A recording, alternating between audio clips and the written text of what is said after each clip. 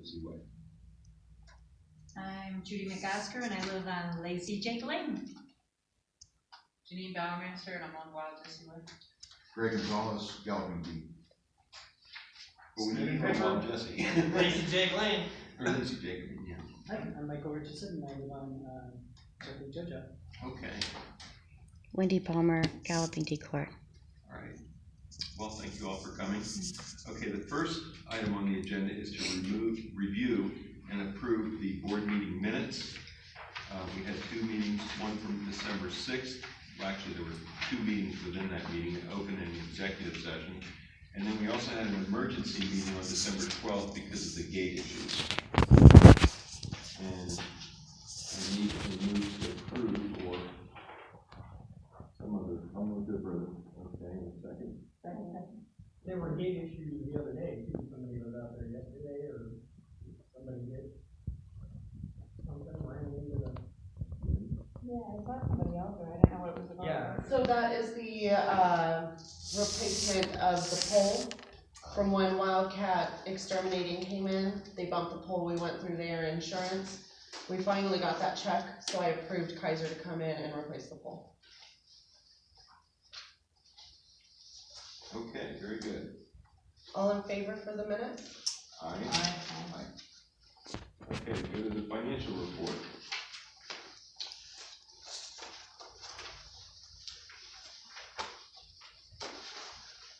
Does our treasurer have any report?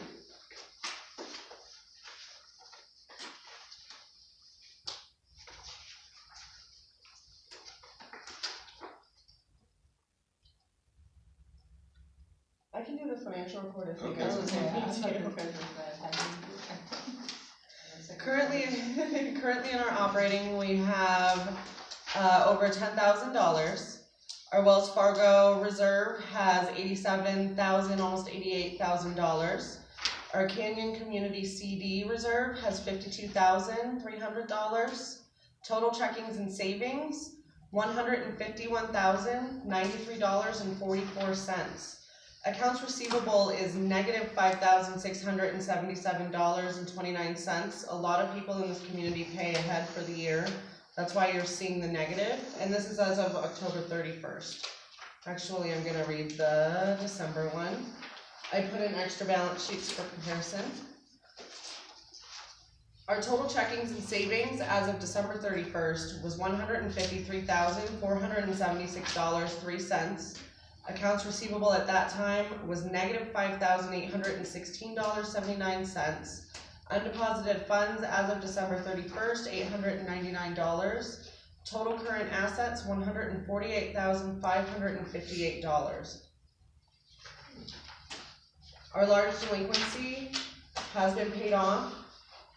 The other delinquency that's at the very top of that list, I checked the other day, is at a zero balance, so they have also paid.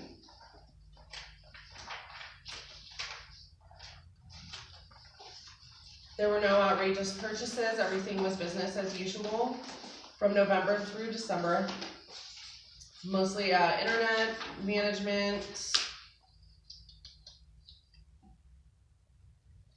electric. There is our Kaiser garage door gates fees that were approved at that emergency meeting. One of them was the gate maintenance contract for the year.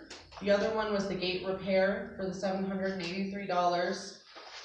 We are trying to collect that $783, but I'm not sure that there's a way without going to court that we can collect that money from our past gate provider. We will definitely continue to try. Our net income, January through December 2017, was $10,300.92. And that's against a budget of $6,700. Yes, yes. So we came in a little over 3,000, 3,500 over. Even with the street ceiling and the unexpected expenses for gate repairs this year and so on and so forth. So it's been a good year. Any questions? How does that improve, our percentage for our, gosh, what's the name of this thing? Our reserve study. I know, you had transferred, the money over from the other account to keep less in our operating budget, and so having that positive. At the end of the year, we were at 74% funded, which is great. So we are in a really good spot, and with the increase in assessments, we will be probably about 76% funded by the end of 2018.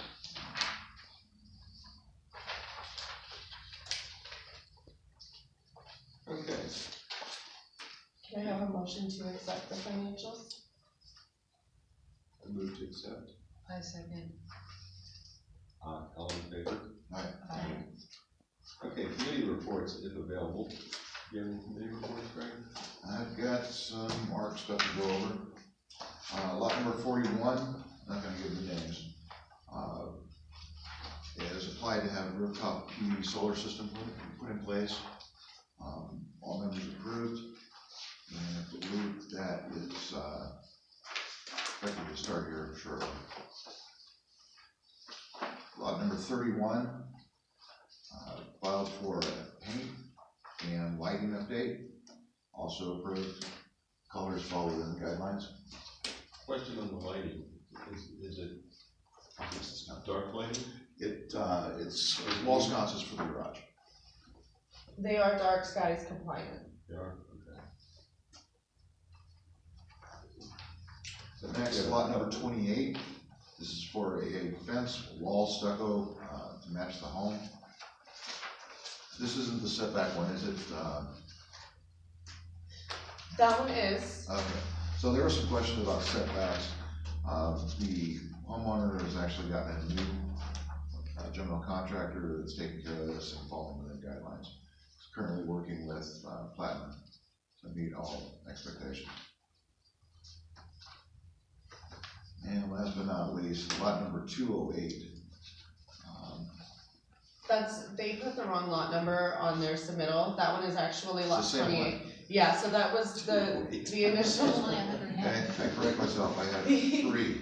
The initial was, that was the one that was denied. The setback was not within Pima County regulations, nor was it within JD Ranch, regulations. The owners hired a different contractor. He came within, code for those setbacks. It went back to the art committee, and everything was approved and checked out. That's all for me.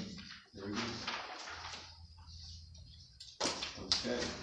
Now it's time, I think, for the management report, Courtney. Absolutely. Actually, I skipped over you. Good fine. Platinum's been conducting bi-weekly site tours of the community to cite violations and enforce compliance. Between November 22nd, 2017 and January 31st, 2018, there were 24 compliance letters sent. I coordinated an emergency board of directors meeting on December 12th, 2017 at 6:45 a.m. at the gate to discuss switching vendors. That week prior, we had plenty of issues with the gate, the service we were receiving. The gate wasn't working, and that was causing serious issues within the community. We approved Kaiser garage doors and gates. There has been a significant improvement in the service. They come out when we need them. Each repair has been done accordingly in a timely manner. They also took a loss to match the cost for that gooseneck, because I did not want Antec back on site to replace it, and that was the bid that we sent to the insurance. And their insurance company told me, they're just gonna cut us the check. Who we choose to do the work is who we choose to do the work. So I called Kaiser, I asked them if they could kindly match that proposal. She said they typically wouldn't, but they did, and it is installed. It looks great. Everything's working wonderfully. I have been updating regularly the architectural review submittal information and including it in the board packets. I'm sorry the print on the list is so small. I'm trying my best to figure out how to get it bigger. But I've been highlighting new submittals and then including a map with a green X on the ones that are approved and a red circle on the ones that are denied. So you guys have a visual if you're going to the community. You know what's going on. Thank you. Of course. We reserved this fire station for all scheduled meetings in 2018. I have continued working with Wildcat that's done, I've already talked about that. In addition, I have been prepping your annual meeting mailers.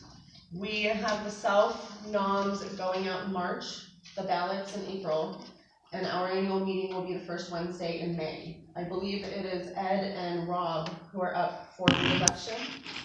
We do every year send a self-nomination so everybody in the community has a chance to volunteer. I will keep everybody up to date on that, and I'll let you know when I'm ready to send the ballots. And that's all I have. Any questions? Very good. Next up is old business. Do we have any old business? I don't have anything in old business. Okay. Next is new business, and that's the gate contract, basically.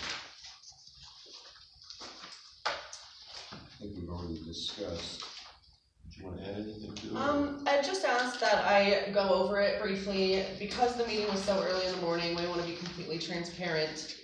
We had a couple, 6:45 in the morning. By the gate. It was an emergency, it was a true, we needed it done. So our new contract is with Kaiser Garage Doors and Gates. They offered, because I made a mistake when I met with you guys, I did not know that database maintenance was an additional fee, and it's about $1,000 fee. So I called Kaiser, they've thrown it in for a year, so next year we can review that. So there is no additional cost on top of this contract for this year. The contract is an annual fee of $2,367 for monthly preventative maintenance. They have all of our equipment listed on the front. Everything checked out, everything is working. And this one is a 30-day out. So we can cancel with 30 days notice without cause. Okay.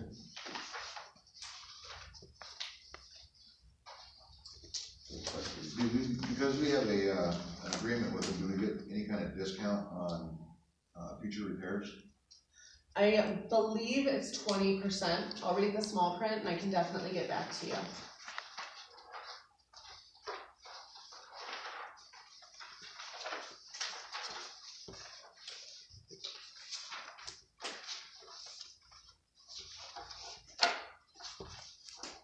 I have a question. Can you access the gate through a smartphone? No, unfortunately. We have an older system.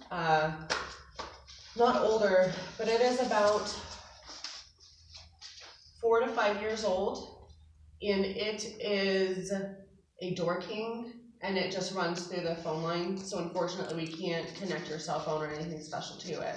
But I'm sure the next round, which will probably be 10 years or so, technology will allow for us to do that at a reasonable cost. Give me your email and I'll send you a link to get one of the remotes and the programming for it. It's like $15. Okay, great, thanks.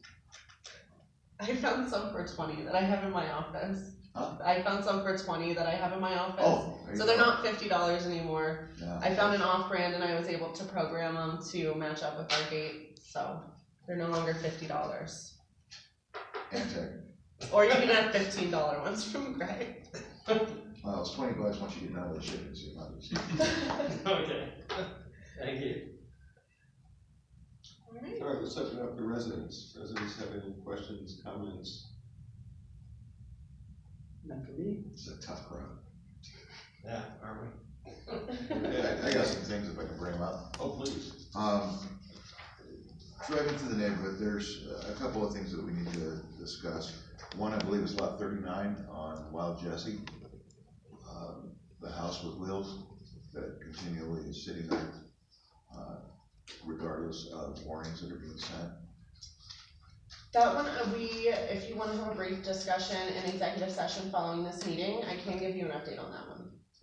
Second item is Christmas over. Yeah, Lights. yes, absolutely. The first tour that I did after January 31st, I went ahead and cited all of that. Third, trash. If we can send some kind of notice out. I mean, you have your website, there's another JD Ranch, the Facebook page, just for people to kind of just glance at their property. If there's like loose things laying around, pick it up. It's not any house indirect that I'm speaking of, it's just an accumulation throughout the neighborhood. If everybody just looks at their property and picks up, it'll look a lot better. Okay. Speaking of trash, question. Being that I just moved in, I've got 3 dishes that they took off the top of my house that are sitting on the side of the house. How do I have that stuff picked up with, you know, the trash pickup that we have, the containers, which I don't have yet? I talked to the trash guy today. He's gonna talk to the supervisor to get me them, but I can't get this stuff in the containers. How do I get that stuff picked up? You would have to work that out with your garbage provider. There is a dump on I-10, south of I-10 on, is it Craycroft?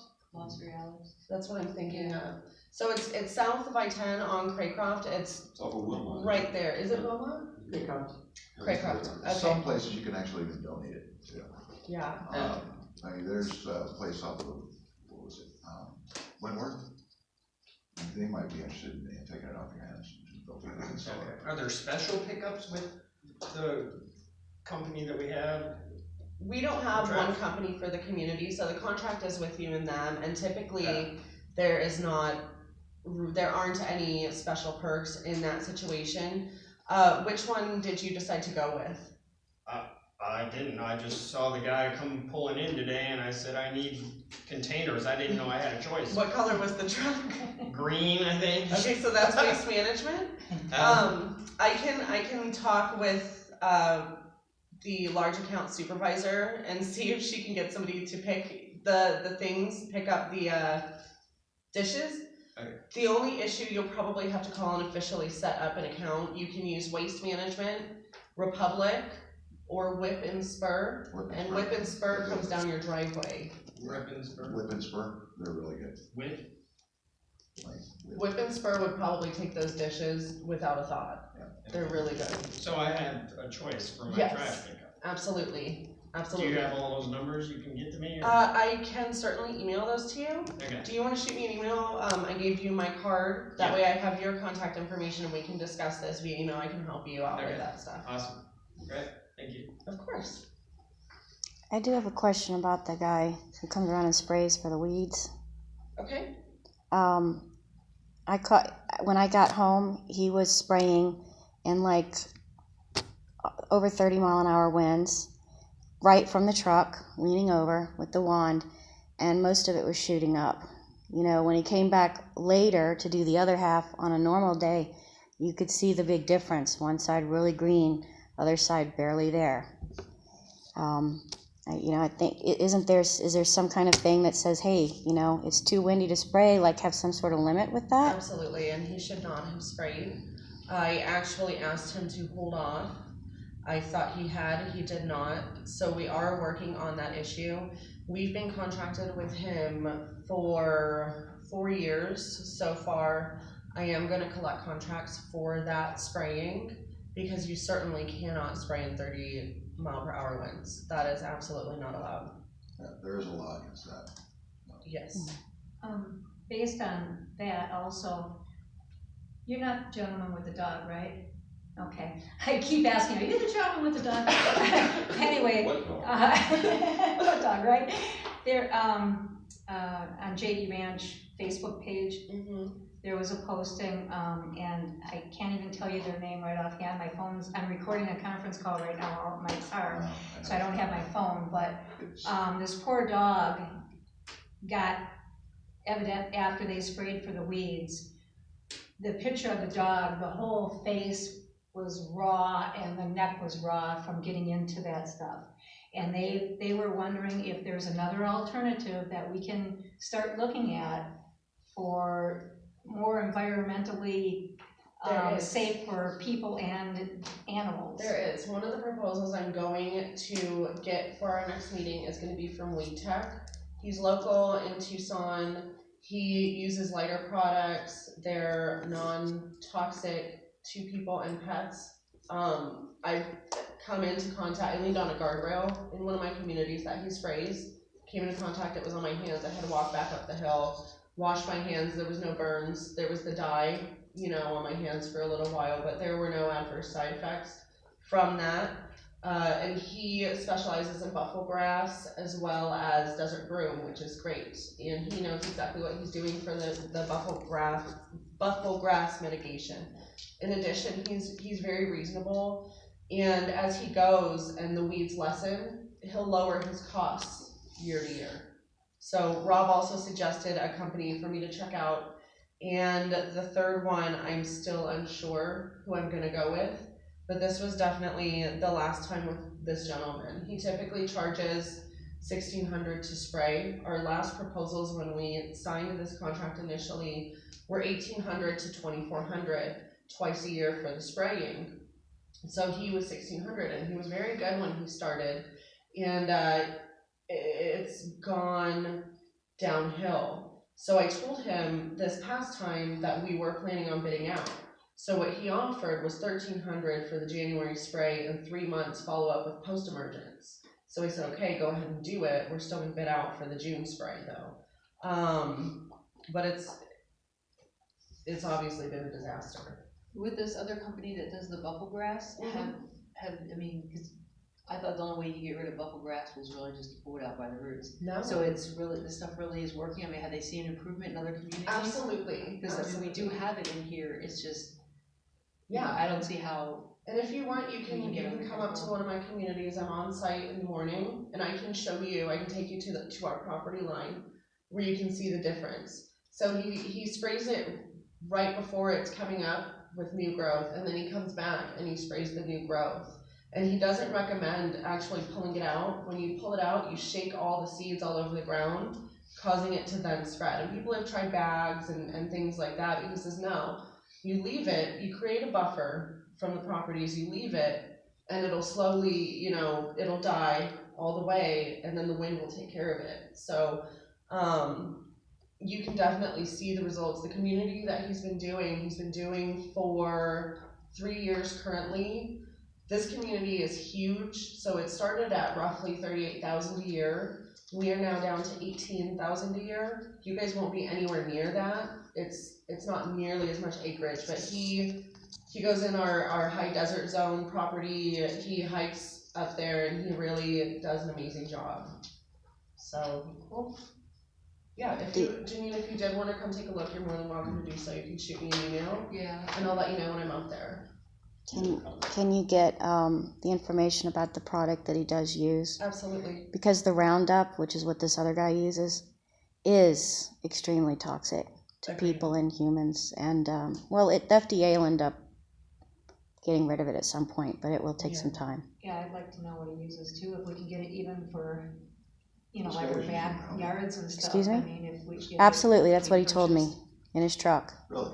That's what he's spraying. He's spraying Roundup, with the dyes.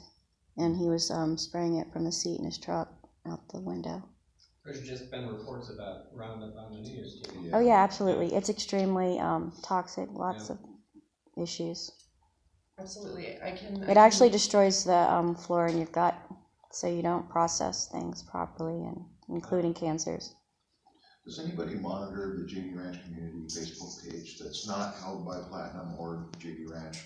That is actually a private homeowner page. Management and the board is not in any way involved in that one.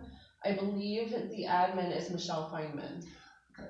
The reason I'm asking is there's been some activity on it that actually should be addressed here, but unfortunately it's not. One of the last items that came up, besides the spraying, was the fact that you sent a letter to somebody. What people need to understand is Platinum Management is taxed to do a job for us. In order for Platinum to enforce the rules of bylaws on a homeowner, they have to send a letter. They can't just call them up or her up and say, hey, take care of this. The reason for that is if they fail to take care of it, there needs to be documented proof that that homeowner was actually contacted and given the appropriate time to correct. So as far as saving money, you're not really saving money by not sending out a letter. In fact, what will end up happening is if they're not able to do their job, you're rapidly going to see the neighborhood degrade. So. State statute also requires we send letters. So even if the HOA was self-managed, the statute says you have to send a letter via US mail that contains certain items such as the first and last name of the person that witnessed the violation, the date of the violation, how to contest the violation, and the section of the documents of which the homeowner is in alleged violation. So we, per the statute, have to list these things in the letters. We have to send them out via US mail. We do try to find a common ground by sending first courtesy notices. Those are informal letters. After a courtesy notice, we are required to wait 21 days for a response, which we do. Following the courtesy notice is when you get the formal notice of violation per state statute. It's strongly worded, but these are the things that we have to include to have any recourse if there's a property in the community that is not being taken care of, that does not comply. For us to fine, we have to follow that statute. With that, do you make any kind of adjustments if someone is having a hardship or having a particularly difficult time? We have in the past, yes. That person does have to contact me. We typically discuss it and then I invite them to meet with the board in executive session. We actually did one last year. So if the homeowner does come forth, we hold a private meeting so that they can explain to the board what is happening. And we have made variances for people who are going through a tough time in good faith, hoping that they will come into compliance.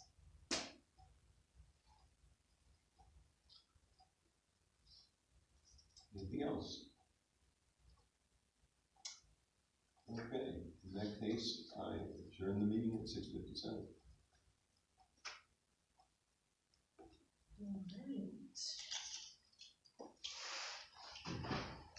Is that going to be up on the page?